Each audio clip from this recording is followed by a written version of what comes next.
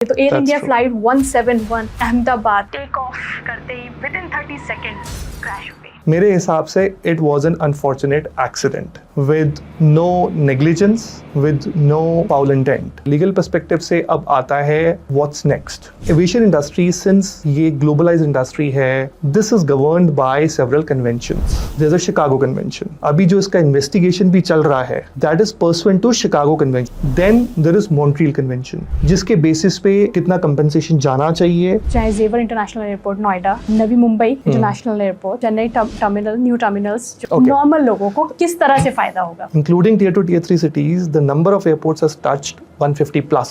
From security to baggage clearance to air transport support to ground handling, you see the number of jobs which are created and will be created. बहुत सारे लोगों के साथ होती है कि flight delay हो गई या फिर फ्लाइट कैंसिल हो गई, इसमें पैसेंजर की क्या राइट्स है? पैसेंजर के डेफिनेटली कंपनसेशन राइट्स हैं, बट प्लस एविएशन इंडस्ट्री, अगर हम एयर ट्रैवल की बात करें तो उसको सबसे सेफेस्ट ऑप्शन माना जाता है। हाँ, I would disagree with you.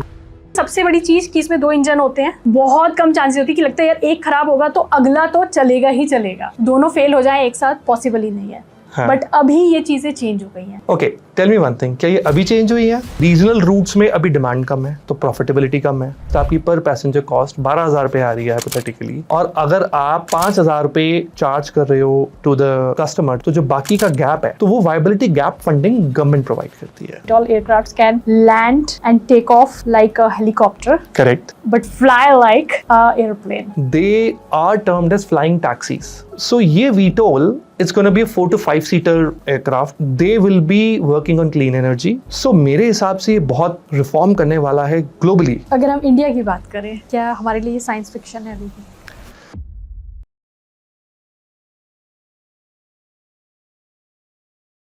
नमस्ते, स्वागत है आपका सफरनामा विद शिल्पी में। आज के एपिसोड में हमारे साथ एक ऐसे गेस्ट हैं जो एविएशन और लीगल वर्ल्ड के बेहतरीन क्रॉसरोड्स पर खड़े हैं, लवजीत सिंह। लवजीत एक सीजन्ड कॉर्पोरेट और एविएशन लॉयर हैं। He has been recognised among legal era's 40 under 40 rising stars. Lavjeet brings deep expertise in aircraft leasing, aviation law and corporate advisories. और ये सिर्फ एक लॉयर ही नहीं, एक पॉडकास्टर और एक मेंटोर भी हैं। वो एविएशन के सिर्फ लीगल एस्पेक्ट्स ही नहीं बल्कि उसके business, operational and futuristic dimension को भी समझने का एक यूनिक पर्सपेक्टिव रखते हैं। आज के एपिसोड में हम उनसे जानेंगे क्या है इंडियन एविएशन की असली ग्रोथ स्टोरी, किन चैलेंजेस ने इस इंडस्ट्री को ग्राउंड किया और कैसे नए रिफॉर्म्स और इनोवेशंस इस सेक्टर को एक नई उड़ान की तरफ ले जा रहे हैं। तो चलिए मिलकर स्वागत करते हैं हम अपने आज के गेस्ट का और उनसे जानते हैं एविएशन इंडस्ट्री के बारे में, कैसे ये काम करती है, हमारी राइट्स क्या है एज अ पैसेंजर, क्या नए डेवलपमेंट्स हो रहे हैं। Lovejeet Singh, thank you so much for coming and welcome to Safarnama with Shilpi family. Thank you Shilpi, thank you for having me here. It's a pleasure. Lovejeet, आपके बारे में जब मैंने पढ़ा तो सबसे ज़्यादा एक्साइटिंग चीज़ मुझे लगी कि एविएशन लॉयर बनना ही क्यों चूज़ किया? सबसे पहला सवाल। Okay, so Shilpi, if I be honest, मेरा हमेशा इंटेंट था to be a corporate and commercial lawyer. I started my journey as a corporate commercial lawyer. Aviation happened by chance. So मैं 2016 में एक transaction आया. It was, financing and purchase of a helicopter and a business jet. Yeah. That was the first time जब मैंने aviation transaction करा. And I really enjoyed it. I really loved it. I was like, मैंने कहा ये space तो बहुत अच्छा है. I want to focus here. Okay. So from there my journey on the aviation side started. And तब से it's almost now 8-9 years. I do a mix of aviation law as well as my corporate M&A transactions. So that's what it is. And aviation अभी एक ऐसा subject है across the globe कि you will see many lawyers. You are based in US. US में तो there's no dearth of such lawyers. Yeah. So Lovejeet, अब aviation की तरफ आई गए तो इंडिया में एविएशन इंडस्ट्री अगर मैं सही शब्दों में कहूँ तो उड़ान पर है। That's right. Domestic air travel numbers अगर हम देखें तो रिकॉर्ड ब्रेक हो रहे हैं। That's right. इंटरनेशनल राउट्स बहुत ज़्यादा बढ़ रहे हैं। Yeah. लेकिन जब इतना रैपिड ग्रोथ होता है तो साथ में बहुत सारी चैलेंजेस भी आते हैं। लाइक चैलेंजेस इंफ्रास्ट्रक्चर रिलेटेड, बहुत सारे इंफ्रास्ट्रक्चर ऐसे हैं जो अभी भी आउटडेटेड है। Correct. Environmental concern, skilled pilots और उसके साथ साथ इंजीनियर्स की कमी, सबसे इम्पॉर्टेंट सेफ्टी। सेफ्टी पर मैं इसीलिए इतना जोर दे रही हूँ, अभी रिसेंट जो एयर इंडिया का very unfortunate event, air India flight, मतलब उसको सुनकर के भी एक जब भी आप उसके बारे में सोचते हो, आपने वो सब जब वो ब्लास्ट हुआ, वो बिल्डिंग पर गया, एक बहुत ही एक अजीब सी फीलिंग हो जाती है। तो Air India flight 171 Ahmedabad take off करते ही विद इन 30 सेकेंड्स क्रैश हो गई। उसके बारे में सबको पता है, सब जानते हैं बहुत सारी चीज़ें, but as a aviation lawyer आपका पर्सपेक्टिव मैं जानना चाहती हूँ, आप इस चीज़ को लीगल साइड से कैसे देखते हैं? See, Shilpi, first of all, I would say कि that was a very, very sad day, a very sad news. 12th June, in a way, it was a dark day for the aviation industry, particularly. Now, coming from the legal perspective, see, मैं इस बारे में बात नहीं करना चाहता because I'm not an expert there कि क्या हुआ, क्यों हुआ, कैसे हुआ. Personally, if you ask me, मेरे हिसाब से unless the reports which will come up, जो investigations चल रही हैं, it says otherwise, मेरे हिसाब से it was an unfortunate accident with no negligence, with no, foul intent. But that's my personal view. Now, from the legal perspective, of course, crash है, that's maybe a technical failure or whatever it is. Now, अगर हम legal perspective की बात करें, legal perspective से अब आता है कि what's next? Yeah. When I say what's next, जो victims थे, जो उनकी families हैं, उनको कैसे, how, I would say, I think, although it's a compensation, but compensation is not a correct term in the given scenario, because compensation is going to be just monetary thing, right? जो loss हुआ है, that is irreparable, that is, उसका कुछ, unfortunately, nothing can be done. Now, coming to the steps which, as per the, announcements in the news, the airline and, everyone is taking, that is on the basis of जो हमारे legal aspects हैं.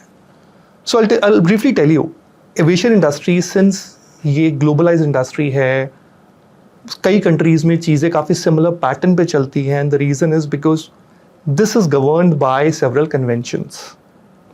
जैसे for example there's a Chicago Convention. अभी जो इसका investigation भी चल रहा है, that is pursuant to Chicago Convention. There are requirements in the Chicago Convention कि अगर ऐसा कोई unfortunate scenario होता है, आपने कैसे मैन्युफैक्चरर को नोटिस देना है, उनका कल को क्या रोल होगा, कैसे होगा.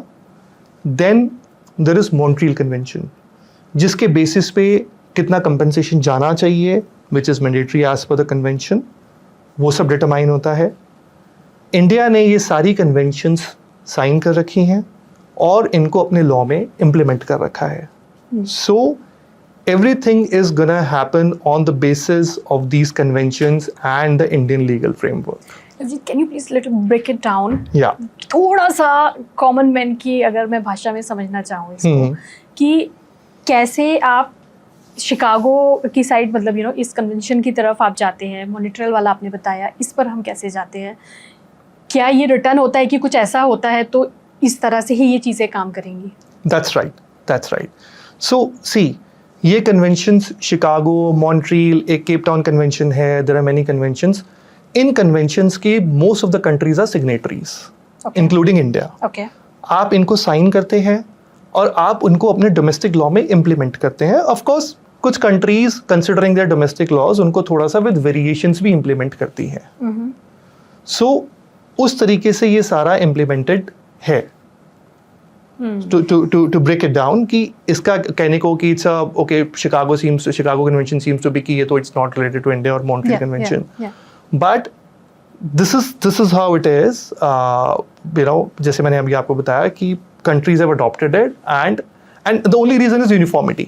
so that uniformity बनी रहे across the globe.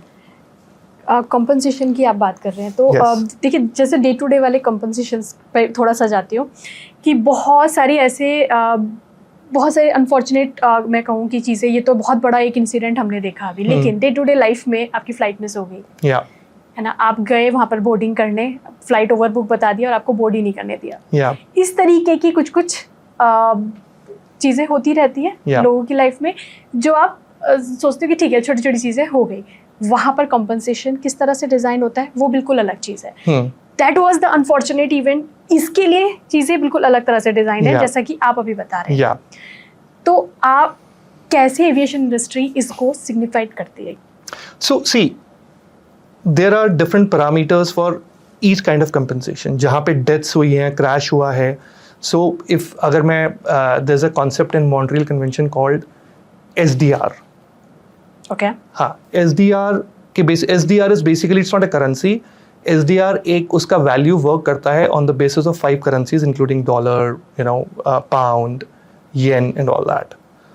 So उस कन्वेंशन में जो इंडिया में भी सेम चीज़ अडॉप्टेड है, उसमें लिखा हुआ है कि इन case of death of passengers आपको इतना SDR इक्विवेलेंट कंपनसेशन देना है. So for instance currently if I talk about SDR, it's approximately I think 1,28,000 some, that's some kind of number which has to be increased to 1,51,000.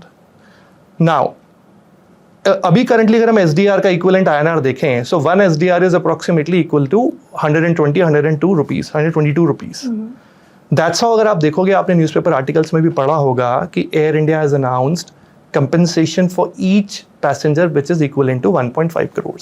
Okay, तो ये इस तरह से होता है. करेक्ट. ये 1.5 करोड़ का नंबर जो आ रहा है, इट्स नॉट कि एयरलाइन ने अपने आप डिटरमाइन कर दिया. There is a basis to it and there is a legal basis to it. So ये on the basis of convention, on the basis of SDR, उस बेसिस पे ये नंबर डिटरमाइन हुआ है.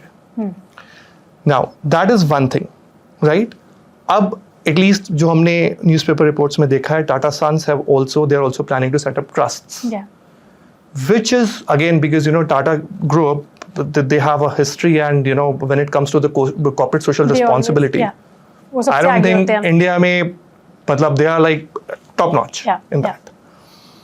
So to provide additional support to the families and everything, they are setting up trusts. In my view, ये जो trust setup हो रही है, इसके through जो भी fund flow होगा, that is in addition to 1.5 crores which is coming out of this Montreal Convention वाला thing. तो जो 25-25 लाख का जो शुरुआत में बोला गया कि एकदम इंटरिम आपको मिलेगा, क्या वो मिल रहा है लोगों को? Sorry, I may not be able to comment upon कि अभी मिलना शुरू हुआ है या नहीं हुआ है. That factually I'm not aware, to be honest. But I'm sure जब कुछ announcements हुए हैं, किसी न किसी basis पे हुए होंगे, and वो considering the airline, the kind of conglomerate it is, अगर वो कुछ announce हुआ है तो मेरे हिसाब से वो होना चाहिए. बहुत सारे लोग ये भी शिकायत कर रहे हैं कि पेपर वर्क बहुत डिले हो रहा है इन सब चीज़ों में. तो क्या ये एक प्रॉपर प्रोसेस है जिसमें टाइम लगता है? Yes, unfortunately, see, I understand the pain of people जिनके साथ ये हुआ है, because people ऐसी situations में everyone is panicked and hurt and everything. So हर चीज़ ऐसे में ना लगता है कि यार हर सारा प्रोसेस बहुत टाइम लग रहा है. But as you rightly said, there are certain legal requirements, because आप एक चीज़ देखो, they are dealing with families of 242 तो जो एयरक्राफ्ट में थे, बाकी जो अनदर 20-25 वो हुए हैं. नाउ आपको ये भी चेक करना है कि फैमिली से कौन, पहले आपको वो भी वेरीफाई करना है कि जो क्लेमेंट है whether claimant is genuine or not. Then आपको अपने लीगल कंप्लायंसेस भी करने हैं, आपको अपने सारे वो सब करना है. सो दैट्स हाउ ये processes they take some time, unfortunately. कहाँ से नंबर आया, ये आपने बहुत अच्छी एक इन्फॉर्मेशन दी. लोगों को पता ही नहीं है, लोगों को लग रहा है कि ठीक है फ्लाइट वालों ने अपने आप बता दिया. नहीं. सो ये thank you so much for giving this information. एक ग्रोथ की साइड अगर मैं जाऊँ तो एविएशन इंडस्ट्री ग्रो जो कर रही है उसमें गवर्नमेंट का बहुत बड़ा हाथ है. डेफिनेटली. अगर हम एयरपोर्ट्स को देखें अलग अलग, चाहे Jewar international airport Noida, Navi Mumbai international airport, उसके अलावा चेन्नई टर्मिनल, न्यू टर्मिनल्स जो है, बैंगलोर में भी बन रहा है न्यू टर्मिनल। Yes. तो ये सारे जो ग्रोथ हो रही है, हमें ये पता चल रहा है कि ठीक है, ये सब ग्रोथ हो रही है, इससे कंजेस्शन तो कम होगा ही, साथ में न्यू जॉब्स भी मिलेंगी। That's correct. ये चीज़ें हमें गवर्नमेंट बता रही है, but as a legal perspective, अगर हम लीगल पर्सपेक्टिव पे जाएं, और अब आप उस इंडस्ट्री में बैठे हैं अभी, जो चीज़ें अंदर की हैं वो आप बता सकते हैं कि यार इससे फ़ायदा होगा क्या, नॉर्मल लोगों को किस तरह से फ़ायदा होगा। चलिए, मैं फ़ायदे पे अभी आता हूँ। पहले I would like to add, आपने अभी 4 एयरपोर्ट्स का नाम दिया which are like in the major cities, but जो डेवलपमेंट आज की डेट में टीयर 2 टीयर 3 सिटीज़ में हो रही है, वो शायद प्रोबेबली मीडिया में इतना पब्लिसाइज नहीं हो रही है। Do you know the number of airports as of today in tier 2 tier 3 cities? Including tier 2 tier 3 cities, the number of airports has touched 150 plus. And ये क्या वो उड़ान जो स्कीम आई थी उसके अंदर ये सब चीजें हुई है 2016 में जो शुरू हुआ? यस, सो यस, एंड अभी another, I think the number of airports is going to be around 225 in the coming few years. Wow.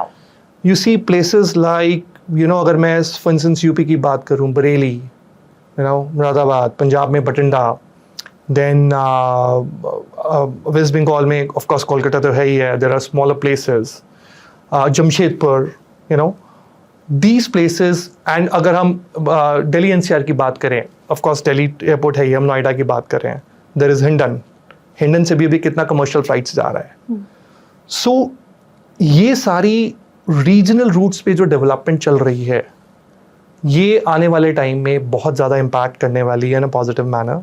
Now coming to jobs, of course tier 1 cities में we have talked about Delhi, Bangalore, Mumbai, Chennai, यहाँ तो definitely there is gonna be more opportunities. Now imagine with these regional airports and regional connectivity, हर बंदे को job ढूंढने के लिए tier 1 city में नहीं आना पड़ेगा। They will get the jobs there. आप if you see from security to baggage clearance to air transport support to ground handling, everything, you see the number of jobs which are created and will be created, the kind of infrastructure which is developing, that's humongous. Infrastructure developing जो आपने बोला वो तो definitely है ही, लेकिन इस तरह की जो इवेंट्स होते हैं, अभी उत्तराखंड क्रैश, ये सब चीज़ें थोड़ा सा डरा देती है।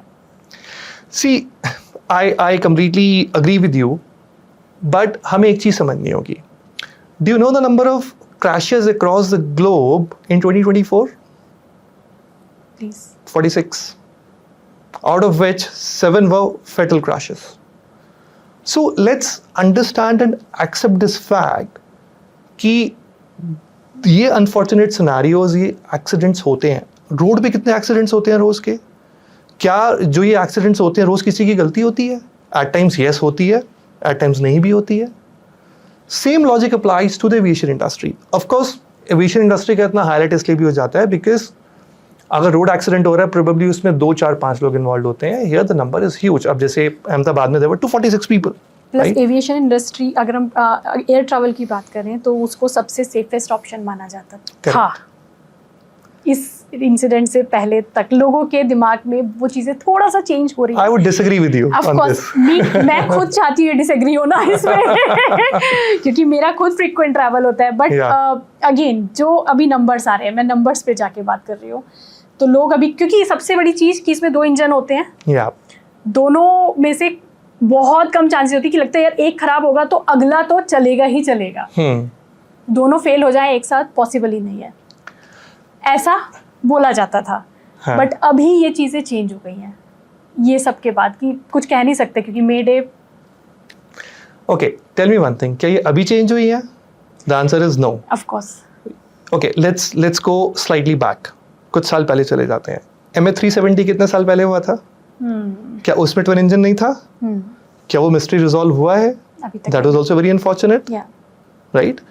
एंड ये तो हम बड़े एग्जांपल्स ले रहे हैं। अदरवाइज आल्सो सेवरल जितने कमर्शियल एयरक्राफ्ट्स हैं, bigger aircrafts, whether it's Airbus और बोइंग, सब में ट्विन इंजन है, right? See at the end of the day, let's understand and accept this fact. Again, this is my personal view. मेरा although I understand मेरा aviation industry पे soft corner है, but these are also the facts. Ultimately it's a machinery. अब मशीनरी ठीक है, हर flight उड़ने से पहले टेस्ट होती है, सारे कंप्लायंसेस होते हैं, सब कुछ होता है, but machinery is machinery, you know, धोखा हो सकता है. So I see it in this way. Yeah but ये धोखा भारी पड़ जाता है, जैसा आई कंप्लीटली एग्री. अभी हुआ. I completely agree. अब जो जैसे आपने हेलीकॉप्टर क्रैशेस का बोला, दैट्स करेक्ट. अभी इस सीजन में चारधाम यात्रा में 5 एक्सीडेंट्स हुए हैं, जिसमें से 2 क्रैशेस हुए हैं, जिसमें डेथ्स हुई हैं, राइट. अब हम क्या इतने रीसेंट सिनेरियोज में सब में क्या हम ये कह सकते हैं कि इंजन खराब था, या पायलट सही नहीं था, या ये सही नहीं था? In my view the answer is no. अब उत्तराखंड जैसे जो टेरेन है, वो चारधाम जो यात्रा जहाँ चलती है, वो वर्ल्ड का one of the most difficult terrain है. वेदर वहाँ मिनटों में चेंज होता है. एंड एक तरफ हम बोलते हैं yes these are safe machines, but let's understand this कि ये एयरक्राफ्ट से हेलीकॉप्टर्स ऐसी चीज़ है कि इनको एक बार वंस द टेक ऑफ, इनको एकदम से हर जगह लैंड करना कराना ईजी नहीं है. बिल्कुल. So that's one of the factor in my view due to which these unfortunate events happen. Growth की बात हम कर रहे थे कि यहाँ पर बहुत सारे एयरपोर्ट्स जो बन रहे हैं, बहुत सारी चीज़ें हम देख रहे हैं, उसके साथ साथ डेफिनेटली आसपास की जगहें भी डेवलप हो रही हैं इसकी वजह से. लेकिन अगर हम पैसेंजर के पॉइंट ऑफ व्यू से देखें, ठीक है, सेफ्टी डेफिनेटली वो एक कंसर्न है. उसके अलावा मैं पैसेंजर राइट्स पे थोड़ा सा बात करना चाहती हूँ आपसे, जो लोगों को जनरली पता नहीं होती. जैसे मैंने शुरुआत में ही बोला था कि कॉम्पनसेशन वाला जो हमारा था, इसको ब्रेक इट डाउन करते हैं 2-3 चीज़ों में. बहुत सारी चीज़ें होती रहती हैं. पहली चीज़ जो बहुत सारे लोगों के साथ होती है कि फ़्लाइट डिले हो गई या फिर फ़्लाइट कैंसिल हो गई. इसमें पैसेंजर की क्या राइट्स हैं? सी, पैसेंजर के डेफिनेटली कंपनसेशन राइट्स हैं, but there are certain riders to it. ठीक है, अब जैसे मैं आपको एग्जांपल देता हूँ. अगर airline is ready with the aircraft to fly, वहां से सपोज ATC क्लियरेंस नहीं देता है कि वेदर बहुत खराब हो गया है, फॉर एग्जांपल, उस केस में airline is not liable to compensate you. Okay, right. कोई फोर्स मेजर इवेंट हो गया. अब जैसे फॉर एग्जांपल अभी US ईरान सिनेरियो चल रहा था, फ्लाइट्स फ्लाई नहीं कर पाई बिकॉज एयर स्पेस बीच में बंद हो गया. The answer is, can airline be liable? The answer is no. So शिल्पी, अब जैसे US ईरान का सिनेरियो हुआ, कई फ्लाइट्स कैंसिल करनी पड़ गई बिकॉज एयर स्पेस बंद था, फ्लाई नहीं कर सकती थी. अब उस केस में if you ask me whether the airline is responsible to compensate, the answer would be no. Okay. तो जो लोग पे कर चुके हैं, तो वहां पर एयरलाइन तो ये बोल देती है कि हम आपको क्रेडिट दे सकते हैं. See, there's a difference in compensation and credit. Of course, flights जिनके कैंसिल हुए हैं, उनको दोबारा रीबुक करने का I'm not sure कोई डिफरेंशियल फेयर पे करना है नहीं करना है. But when we use a term compensation is something कि भाई I have been say you know whether physically और मेंटली हर्ट एंड मेरा इतना कंपनसेशन बनता है. अब जैसे फॉर एग्जांपल हमने कंपनसेशन की बात करी इन केस ऑफ डेथ्स जो भी एयर क्रैश में हुआ है. So there is a difference in refund of fares and compensation. कई बार एक और चीज थोड़ा फनी है, ये मेरे एक नोन है, उनके साथ भी हो चुका है कि वो फ्लाइट बोर्ड करने के लिए गए, सब कुछ था उनके पास, टिकट्स वगैरह एवरीथिंग, वहां जाकर के उन्होंने बोर्ड नहीं करनी थी. एंड रीजन क्या दिया क्या वहां पे? Flight is overbook. Oh, is it? See, overbooking, I completely agree. Overbooking flights होती है. Airlines will admit this fact. They do it. But usually ये issue address हो जाता है आपका at a time of issuance of boarding pass. Okay. Unless वो हो सकता है उनका कोई check in luggage ना हो, वो अपना boarding pass निकाल के पहुंचे हुए हैं. So yes, these scenarios do happen, and इसमें airline को compensate करना पड़ता है. अब इसके कई तरीके होते हैं compensate करने के. कुछ एयरलाइंस का होता है कि ओके हम आपको से इतने क्रेडिट्स दे रहे हैं या हम आपको ये बेनिफिट दे रहे हैं, ठीक है, will upgrade you to say business class hypothetically, ठीक है, बंदा बोलता है ओके दैट्स फाइन, चलो बिजनेस क्लास मिल रही है, बिजनेस क्लास की नेक्स्ट फ्लाइट 1 घंटे में उड़ रही है. और for example if you talk about Delhi Mumbai route, हर 1 घंटे में फ्लाइट है कि बोल दिया कि चलो आप 1 घंटे में ले लो, ये आपको मिल जाएगा. So if you accept that fact तो हो गया आपका वहीं कंप्लीट. अदरवाइज इफ यू से नहीं जी मुझे नहीं पता, अब मेरा टाइम जा रहा है, correct, time is more valuable. हाँ, सो उसमें कुछ टाइम लिमिट्स होती हैं जिसमें आपको एक केस में आई थिंक 10,000 तक का कंपनसेशन है in case of domestic flights, एक में 20,000 होता है after a certain time gap, I don't remember the exact time limits. एक केस में अगर आप होता है कि नहीं बिल्कुल जी मुझे कुछ नहीं चाहिए, आई वांट माय रिफंड, तो उसमें आपको रिफंड के साथ कंपनसेशन, उसमें भी लिमिट है आफ्टर काउंटिंग सर्टेन थिंग्स, 20,000 तक की मैक्सिमम लिमिट है for the domestic this thing. So उस केस में yes you have the right to get compensation because of course overbooking is something जो एयरलाइंस करती हैं और उसमें पैसेंजर का कोई फॉल्ट नहीं होता है। कई बार बहुत ही कॉमन चीज़ है ये, बहुत लोगों के साथ होता है, लगेज कई बार ब्रेकेज हो जाता है कि ठीक है आपने कुछ सामान रखा था उसमें से सामान निकल गया, वो प्लस लॉस ऑफ लगेज। इस केस में एक जो ट्रैवलर है उसके क्या राइट्स हैं? इस केस में भी again in case of international travel ये मॉन्ट्रियल कन्वेंशन से आता है। ओके, इंटरनेशनल अगर ट्रैवल है तो मॉन्ट्रियल कन्वेंशन से आएगा। Okay. उसमें अगेन वो जो मैं आपको एसडीआर बता रहा था उसकी एक लिमिट है, आई थिंक 1300 समथिंग एसडीआर, अगर हम उसको मल्टीप्लाई कर ले तो कुछ वैसा बैठता है। In case of domestic travel भी ऑल्सो है, but again there are certain riders also. क्या मुझे can you please break it down, SDR क्या होता है? तो एसडीआर जो डिफाइंड है that is special drawing rights. ये इंटरनेशनल मॉनेटरी फंड का एक टर्म है, एंड जैसे मैं आपको बोल रहा था कि इट्स अ सॉर्ट ऑफ, इसको आप एक तरीके से इंडेक्स मान लो, जैसे हमारा स्टॉक मार्केट्स में इंडेक्स होते हैं, एंड इसका जो अप डाउन जो डिपेंड करता है on the basis of 4-5 currencies जो इंटरनेशनली एक्सेप्टेबल करेंसीज हैं, जैसे यूरो है, यूएस डॉलर है, पाउंड है। सो इस बेसिस पे ये एसडीआर डिटरमाइन होता है। जब से फॉर एग्जांपल अगर आज की डेट में हम देखें 1 SDR is equal to 120 rupees. ये थोड़ा वैल्यू चेंज करता रहता है depending on this thing. So उस केस में राइट्स होते हैं। डोमेस्टिक फ्लाइट्स के केस में भी अगर आपका लगेज ब्रेकेज है कुछ है उसमें, सो बेसिकली इंडिया में डीजीसीए ने एक सिविल एविएशन रिक्वायरमेंट्स होती हैं। There are certain civil aviation requirements issued which specifically provide for all these scenarios. They are available on DGCA's website. Simple English, कोई भी जाके उसको आराम से निकाल के पढ़ सकता है। उसमें आपका अगर आपका से ओवरबुकिंग है, अगर आपका डिले इन फ्लाइट है, अगर आपका बैगेज का इशू है, everything is governed from there. I mean being a lawyer I'm trying to tell the legal basis इन सब के कहाँ से निकल के आते हैं। बिल्कुल प्लीज। Yeah. तो जैसा आपने भी बताया कि अगर उसमें आपका लगेज लॉस है, लेकिन ये इंटरनेशनल आपने बताया कि अगर आप इंटरनेशनल ट्रैवल कर रहे हैं तब, लेकिन अगर आपका डोमेस्टिक ट्रैवल है तब। डोमेस्टिक में भी जैसे मैंने आपको बताया जो सिविल एविएशन रिक्वायरमेंट डीजीसीए की है, that applies to the domestic overbookings, domestic laws, वो सारा वहां से गवर्न करता है। इसके अलावा अगर आप कुछ और बताना चाहें जो लोगों के, आपको लगता है कि हमारे पॉडकास्ट के माध्यम से लोगों के पास वो एक इन्फॉर्मेशन होनी चाहिए कि अगर आप ट्रैवल कर रहे हैं तो आपके लीगल राइट्स ये हैं। सी आई थिंक लीगल राइट्स हम लोगों को ऐसा लगता है कि अगर एयरलाइंस से कुछ भी हुआ हम we start panicking, we start yelling, वहाँ पे खड़े होके कि अरे ऐसे नहीं है वैसे नहीं है। Let's also understand rights of airlines, right, legal rights, and when we hear certain things from the ground staff there, they are aware of their rights, they are aware of airlines के rights. उसके basis पे ही वो लोग बोल रहे थे। इसलिए कितने केसेस में आपने देखा होगा usually we end up arguing and उसके थोड़ी देर बाद कुछ नहीं होता है।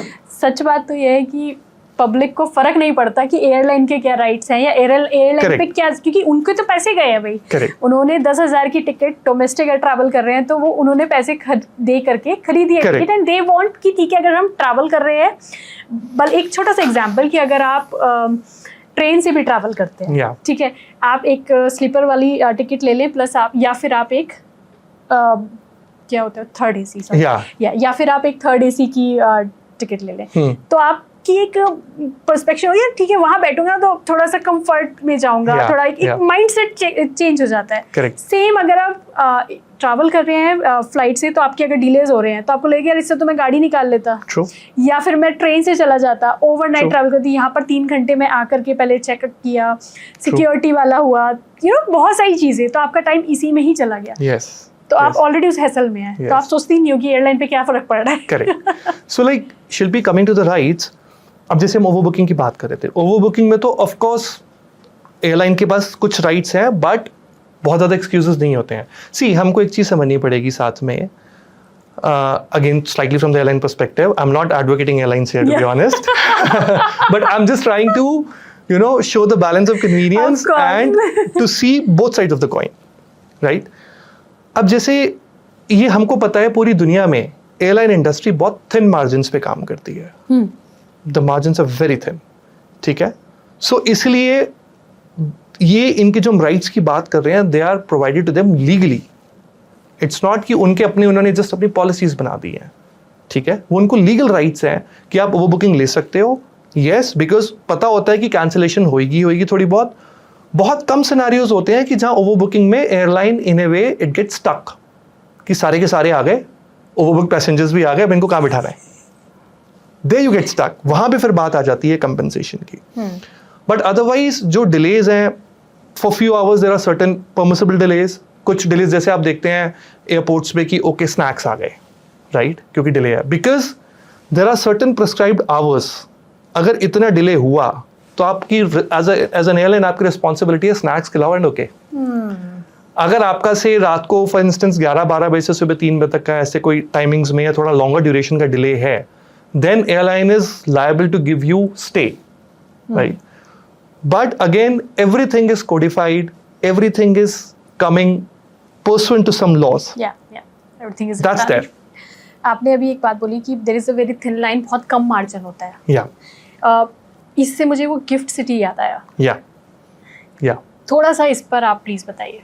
Okay, so सबसे पहले मैं बात करता हूँ कि गिफ्ट सिटी ब्रॉडली है क्या. हाँ, क्योंकि वही एक रीजन है जहाँ से हम थोड़ी सी आशा, अभी होता है कि कॉमन मैन की तरह बोल रहे हो, एक थोड़ी सी आशा है कि शायद गिफ्ट सिटी के अगर आपको लीज वगैरह में थोड़ा सा और मार्जिन, क्योंकि अगर आपका लोकल चीज़ें होंगी तो आपके मार्जिन लीजिंग वाले जो होता है एयरक्राफ्ट वाला वो कम होगा. या सो सबसे पहले मैं आपको बताता हूँ ब्रॉडली गिफ्ट सिटी है क्या. जी, गिफ्ट सिटी एक फ्री जोन है, स्पेशल इकोनॉमिक जोन है. जैसे दुबई में DIFC है, सिंगापुर में फ्री जोन्स हैं, हम एविएशन इंडस्ट्री में आयरलैंड की बात करते हैं, जहाँ पे बेसिकली फ्री जोन्स में क्या होता है, आपको काफ़ी टैक्स एग्जम्पशंस होते हैं. अल्टीमेटली हर चीज़ अगर आप देखोगे, हर चीज़ का कॉस्ट इम्प्लीकेशन टैक्स से कहीं ना कहीं लिंक होता है, राइट. सो अभी तक क्या होता था, जो लीजिंग सारी गवर्न होती थी थोड़ा इंटरनेशनली, आयरलैंड से इंडिया लीजिंग हो रही है, ऐसा नहीं अभी नहीं हो रही है, अभी भी हो रही है. बट गिफ्ट सिटी आने से कुछ नए स्ट्रक्चर्स बन गए हैं, नए तरीके और हो गए हैं लीजिंग करने के. ठीक है, जैसे गिफ्ट सिटी में सारा आपका डॉलर टू डॉलर ट्रांजैक्शन चलता है. INR बस आप यूज़ करते हो टू पे salaries and things like that. ठीक है, हमारी जो इंडिया की 2 बड़ी एयरलाइंस हैं, एयर इंडिया एंड इंडिगो, इन्होंने गिफ्ट सिटी एंटिटीज़ बना ली हैं. Now they are doing leasing from GIFT City. ये कहाँ पर बन रही है? ये अहमदाबाद के साथ गांधीनगर है. गांधीनगर में एक स्पेसिफिक एरिया डेजिग्नेट हुआ है. And just to tell you, GIFT City is not just for aviation, it's a free zone for several other business activities. I think universities के लिए भी है, यूनिवर्सिटीज है, शिपिंग बिजनेस है, stock exchanges, global stock exchanges हैं. ठीक है, so there are several things which are happening through GIFT City. Okay, now अभी मैं आपके उस टॉपिक पे आता हूँ कि कैसे कॉमन मैन का मतलब हमें क्या फायदा होगा. बस एक सिंपल लाइन में. Correct. Now briefly tell you about, जैसे भी मैंने स्टार्टिंग में आपको बोला कि एविएशन इंडस्ट्री कन्वेंशन से गवर्न होती है. ऐसी एक कन्वेंशन है Cape Town convention. Okay. So ये था कि इंडिया ने केप टाउन कन्वेंशन साइन तो कर दिया था 2008 में. उसको बीच बीच में काफी पीसेस में, बिट्स एंड पीसेस में इम्प्लीमेंट भी कर लिया था. बट उसका फुल इम्प्लीमेंटेशन पेंडिंग था, which happened in May 2025 this year, 2 months back. So अब उसके, मैं उसके ज़्यादा डिटेल्स में नहीं जाना चाहता उसे क्या फ़र्क पड़ेगा क्या नहीं पड़ेगा. Just coming to your point, उसमें एक्सपेक्टेशंस हैं, क्योंकि एक ये एक्सपेक्टेशन था कि once India completely implement Cape Town Convention, there's a possibility that leasing cost will go down. जो लीजिंग कॉस्ट है, जो मैं लीज जब करता हूँ उसमें जो मैं परसेंटेज ऑफ इंटरेस्ट या रॉयल्टी पे करता हूँ, that will go down. There's a possibility. ठीक है. So now once that happens, basically मेरी एसेट की इन ए वे एसेट लेने की मेरी कॉस्ट थोड़ी घट गई.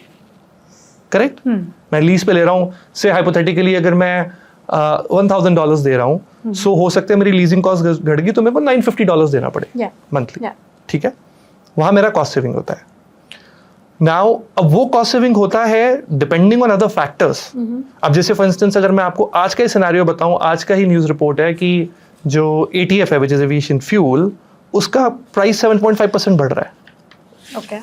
नाउ अगर ये सारे फैक्टर्स अंडर कंट्रोल रहें, से जैसे एविएशन फ्यूल का प्राइस ज़्यादा नहीं बढ़ा, बाकी चीज़ों का कॉस्ट इतना नहीं बढ़ा, एंड यहाँ से लीजिंग कॉस्ट घट गया, then there is a likely possibility कि इसका बेनिफिट कंज्यूमर को पास ऑन होगा, इसको क्योंकि आपका कॉस्ट कम होएगा। नहीं, कॉस्ट कम होगा वो सब ठीक है। एयरलाइन ऐसा तो नहीं है कि अपने पास ही रख ले और लोगों तक पहुंचे ना, इस चीज को मॉनिटर कौन कर रहा है? सी, इसकी पॉसिबिलिटी कम है, and I will tell you the reason. Because आज की डेट में हम बहुत कॉम्पिटिटिव एनवायरनमेंट में हैं। न्यू एयरलाइंस बहुत आ रही हैं, राइट? चाहे रीजनल रूट्स पे आ रही हैं, अभी नेशनल लेवल पे भी। अब if you have seen Akasa is really growing up after these two main big airlines.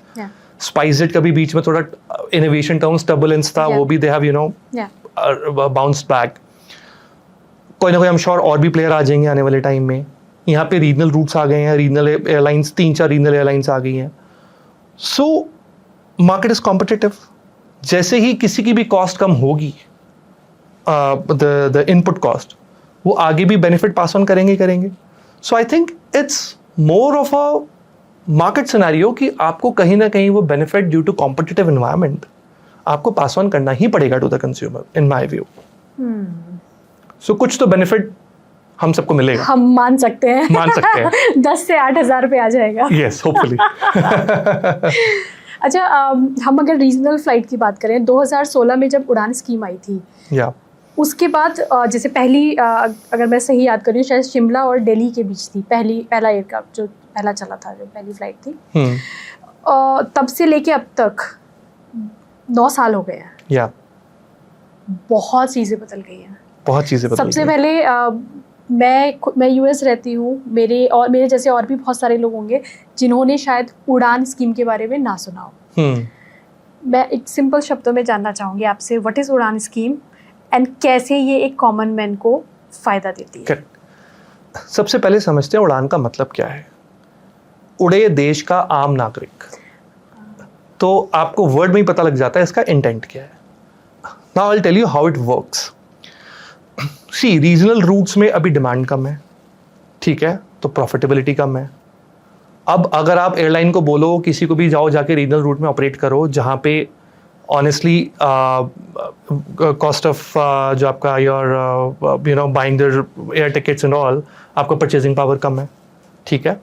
सो अगर आप उड़ान स्कीम में क्या होता है, गवर्नमेंट सपोर्ट्स द एयरलाइन, एक उसमें टर्म यूज होता है viability gap funding, which is in a way subsidy. कि सपोज अगर आपकी ऑपरेशन कॉस्ट, आपकी पर पैसेंजर कॉस्ट 12,000 रुपये आ रही है हाइपोथेटिकली, और अगर आप 5,000 रुपये चार्ज कर रहे हो to the customer, to the flyer, तो जो बाकी का गैप है that is fulfilled. Of course there are certain riders and certain percentages, तो वो viability gap funding government provide करती है, सो दैट लोग छोटे शहरों में फ्लाई कर पाए। इंटरेस्टिंगली मैं आपको बताता हूँ, एक अहमदाबाद में एयरलाइन है called India One Air. They are using 13 to 14 seater aircraft. Imagine, मतलब अदरवाइज आप उड़ान स्कीम में बाकी अगर आप एयरलाइंस देखोगे, उनके they are using ATRs which are like 70-72 seater, Embraers again 70-72 seaters. They are using 14 to 15 seater aircraft. अब अगर 14 to 15 सीटर एयरक्राफ्ट अप्लाई करोगे, अगर आपके पास पीछे से सपोर्ट नहीं है, the cost is gonna be high, and उसको कोई अफोर्ड नहीं करेगा otherwise. So that's how this is the role which Udan scheme is playing. इस तरीके से जो हम बात कर रहे थे कि कॉस्ट ऑफ फ्लाइट, जैसे हम सपोज 10,000 की 8,000 की बात कर रहे हैं, अंडर उड़ान स्कीम शायद जो कॉस्ट आइडियली 10-12 हज़ार होती है, वो 5-6 रुपये में पड़ रही होती है। अच्छा, एयरक्राफ्ट रिफॉर्म स्कीम्स, जैसे एक एक्ट है aircraft object act. Correct. What's that? वो जैसे मैंने भी आपको बताया, जो to implement Cape Town convention, this aircraft object act was passed to complete. So basically मैं आपको ब्रॉडली अगर बताऊं, एयरक्राफ्ट ऑब्जेक्ट एक्ट, अभी गो फर्स्ट का सिनेरियो हुआ था, इंसॉल्वेंसी हुई, we have insolvency and bankruptcy code of India, वो इंसॉल्वेंसी उससे गवर्न हुई। तो हुआ क्या, सारे एक इंसॉल्वेंसी के अंदर एक टर्म होता है मॉरेटोरियम. मॉरेटोरियम मींस जिसमें आप बिजनेस में अपनी मर्जी से कुछ नहीं कर सकते. ठीक है. तो वो गो फर्स्ट के सारे एयरक्राफ्ट उस मॉरेटोरियम का पार्ट बन गए थे, जिस वजह से वो सारे एयरक्राफ्ट ग्राउंडेड थे. Now ideally Cape Town Convention is a special law which governs the grounding and repossession of these aircrafts. ये इंडिया में पूरा implemented नहीं था. So दो चीजें हुई. एक तो एयरक्राफ्ट ऑब्जेक्ट्स, एयरक्राफ्ट एसेट्स को आईबीसी के परव्यू से निकाल दिया गया. अक्टूबर 2023 में एक नोटिफिकेशन आया था कि these assets will not fall under the purview of IBC. Now ये एयरक्राफ्ट ऑब्जेक्ट एक्ट आ गया, इन शॉर्ट जिसको हम बोल रहे हैं, इसने केप टाउन कन्वेंशन को पूरा इंप्लीमेंट कर दिया है.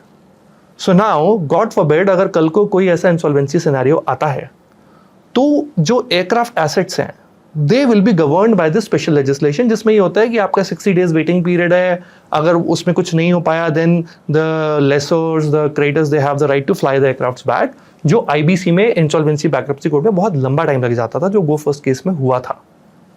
So that's the change. इस चेंज से क्या हुआ है एंड आने वाले टाइम में होगा, जो लीजिंग कम्युनिटी है they were like really looking for this reform in India.